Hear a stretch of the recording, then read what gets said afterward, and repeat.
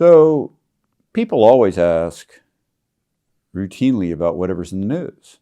I've never really understood that, because the news, as it relates to how markets work, would let you know that the more something's in the news, the more it's pre-priced and the more you don't think about it too much, because you don't need to worry about it. Everybody else is worrying about it for you.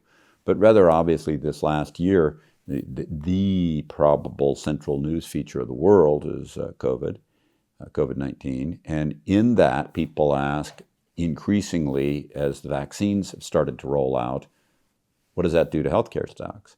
The reality is not so much.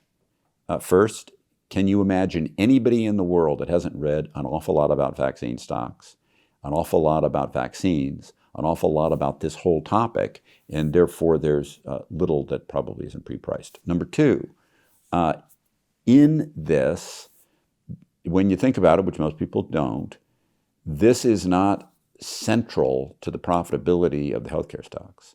The healthcare stocks are really about other things. Now, healthcare covers a broad spectrum, but when you think of vaccines themselves, that would be a part of vaccinations, which would be a part of drugs and pharmaceutical. It's not overwhelmingly compelling about healthcare. And I would say this is one tiny factor, because mostly they're not going to make any money doing this in the first place. Is it good for the world? Of course. Is it good for you to get your vaccine? Yes. Is it good for the stocks or bad for the stocks?